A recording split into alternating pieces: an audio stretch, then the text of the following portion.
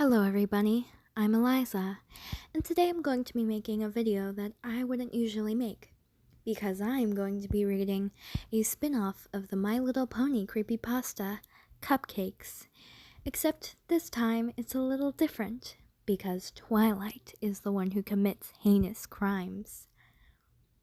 So, there will also be an illustration to go along with this, so I hope you enjoy this video, because I had no ideas, to be honest.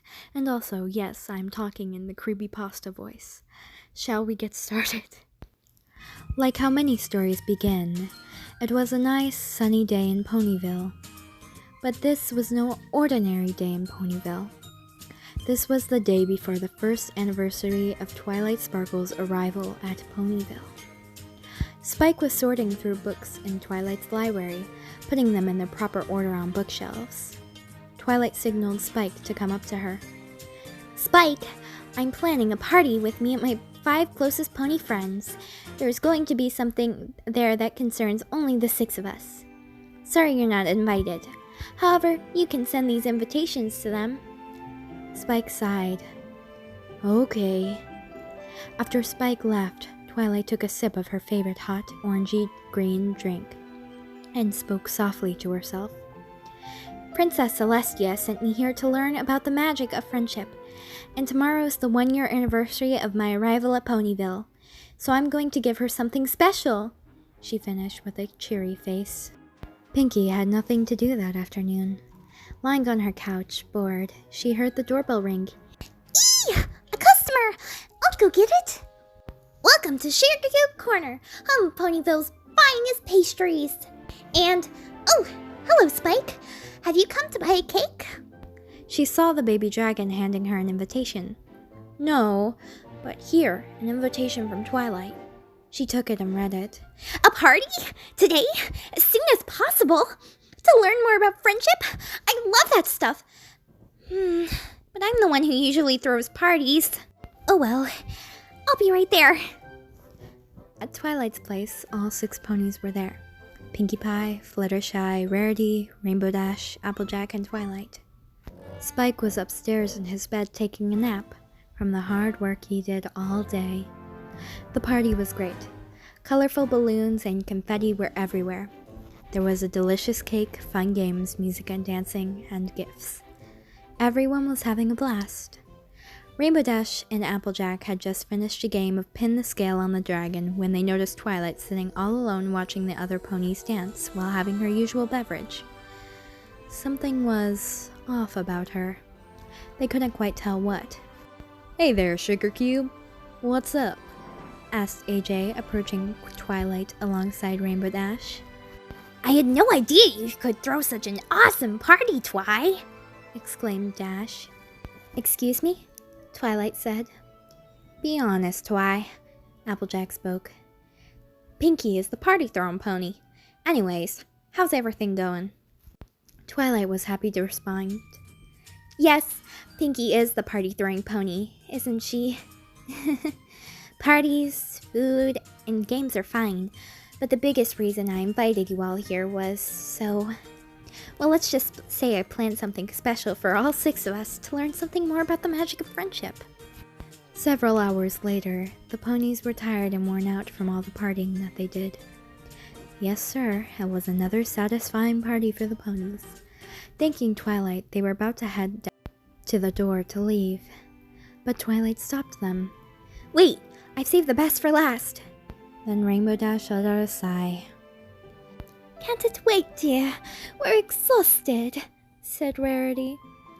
Now, Rare, Twilight did say to Dash and I that she was planning something special at the end of the party. Something to really learn more about friendship, Applejack told Rarity. Everyone paused, then looking at each other, they all agreed to stay. Twilight was so grateful. Thank you, every pony. I'm happy to have such great friends. Twilight led all of her 5 pony friends through a door. A short hall was on the other side with 2 bookshelves alongside each other, embedded into the right wall. Each shelf had books and laboratory flasks filled with magic potions resting in them, and a lantern hanging above them. The lanterns gave off a dim light, but it was still enough to see the way through. Passing through the short hall, they made a left turn and descended down some dark stairs. Fluttershy, however, was hesitant, but Pinkie turned to her, giving her a reassuring smile. After making her a right turn, then a left, and another right, they finally arrived at the bottom of the long stairs and into what looked like a laboratory in a darkened cave. The only light from the room was coming from some lanterns embedded in the walls, and the electricity running through some metal rods sticking out of some machinery against the cave walls.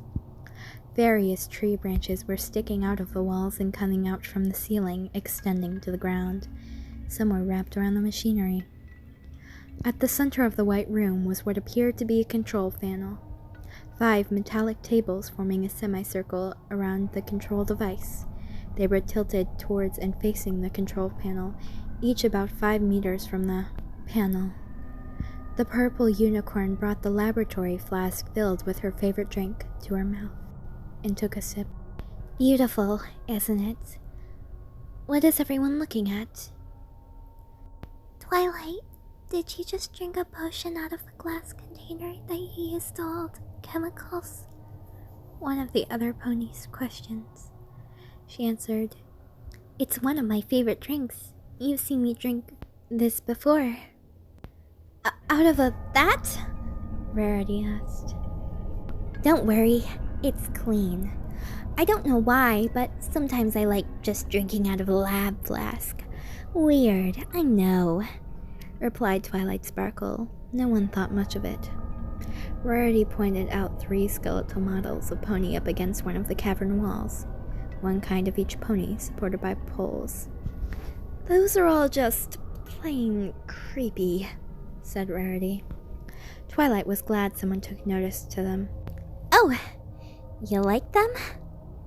These pony skeleton models weren't too difficult to make. I've given them nicknames. The first model is of a male earth pony. Doc Brownmane is his name. He's a hot one. The second one is a female Pegasus pony I've named Derpstick. And the last, the Trickster, is a female unicorn. They're all such cuties. Everyone just stared at Twilight awkwardly. Pinkie spoke out. Say, Twilight, isn't this the same room where you tried to collect data from my Pinkie senses? And, the Feelin' Pinkie Keen episode? Applejack gave Pinkie a confused look. Episode? What the hell are you talking about, Pink? Yes, it is, Pinkie, Twilight said, answering Pinkie's question. Fluttershy was looking around the cave. What are you gonna do in this unsettling place, Twilight? Science experiments, Twilight responded. Science experiments? Dash complained. Give me a break. Science isn't my thing. Rainbow Dash, scolded AJ. We said we'd stay to learn more about friendship with Twilight. And if science experiments is how we're gonna learn, then by golly, we'll participate. Pinkie nodded in agreement. Yeah, Dashy, don't be a science party pooper scooper. Dash finally gave in. Fine. Let's just get this done with. Twilight gave Dash a cheery look. Thank you, Dash.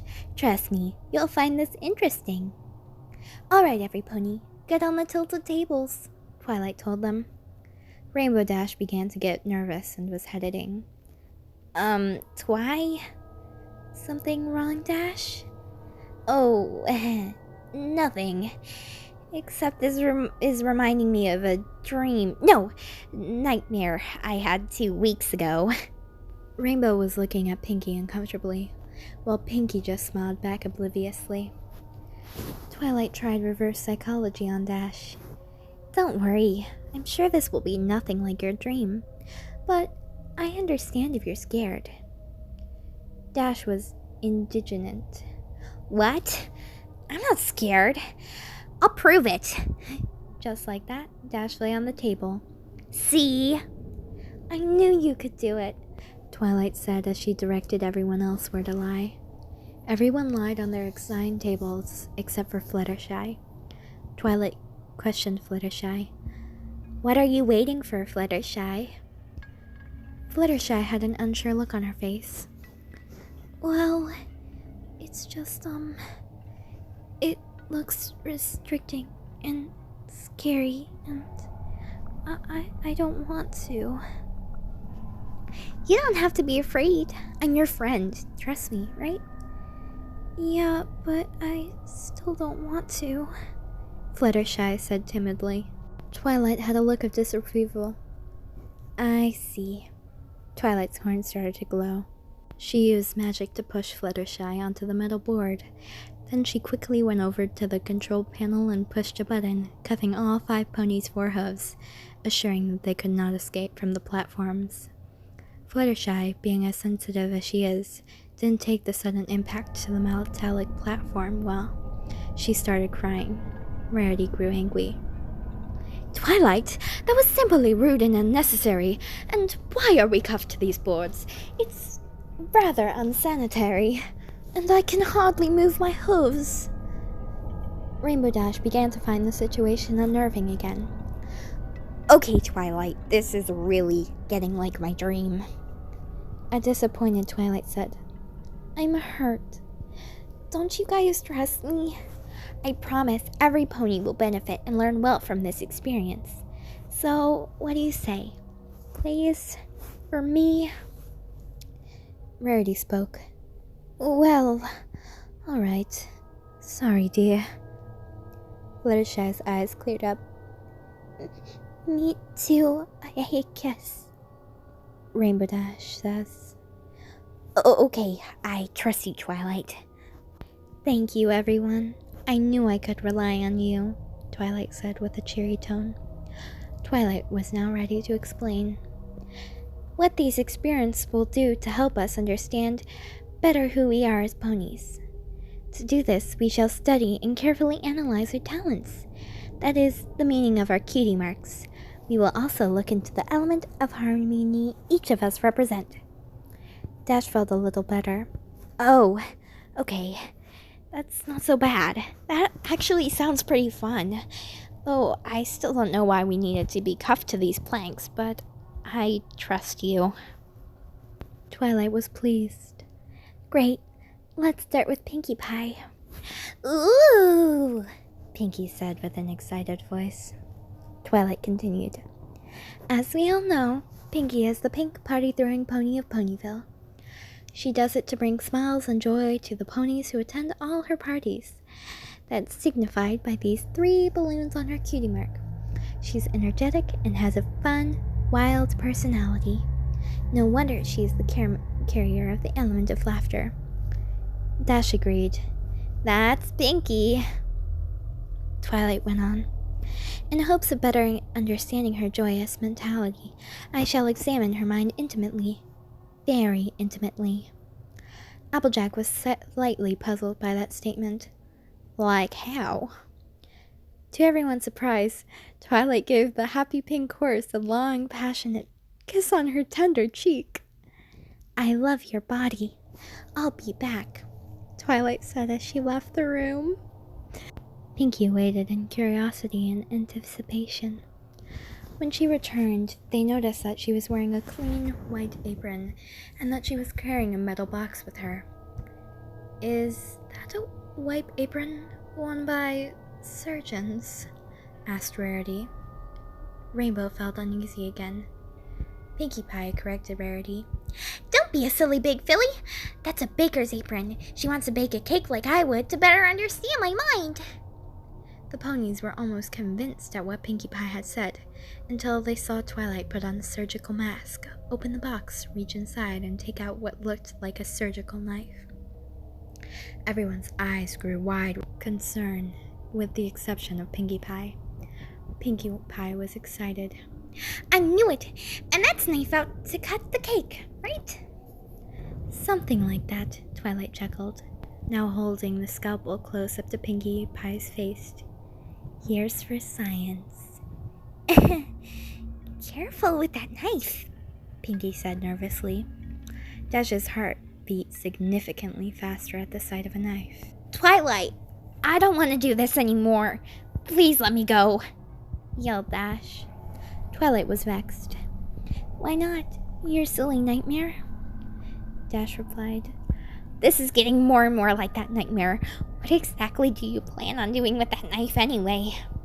Applejack joined in. You were an assault, why? Twilight sighed in frustration. It's for science. We just went over this. I thought you were okay with it. Pinkie watched as the knife hovered down to her chest and her belly. Shouldn't you be baking that cake now? The knife caressed the skin of Pinkie's belly. Suddenly, Twilight pushed harder on the knife, and the extremely sharp tool cut through the skin and the muscle of the pink pony's belly. Ouch! Pinkie yelled. Then Twilight suddenly moved the blade straight down the belly, making a deep horizontal gash through the skin and muscle, causing Pinkie to scream in pain. It was not long before red liquid was seeping out of the wound. There was a sudden adrenaline rush from everyone from seeing what had just happened. Twilight! Both Rarity and AJ hollered. Rainbow Dash was now filled with panic. Get me out of here! Dash screamed while jerking frantically, trying to break free from the metal cuffs, but to no avail. Don't worry, Dash. I will, Rarity said, with a look of anger and determination towards Twilight.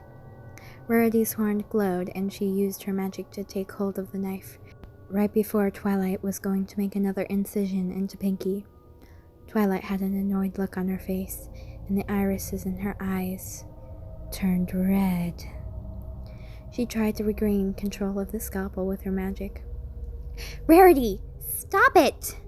They were both fighting for the knife, pulling on it like tug of war. The purple pony had had enough.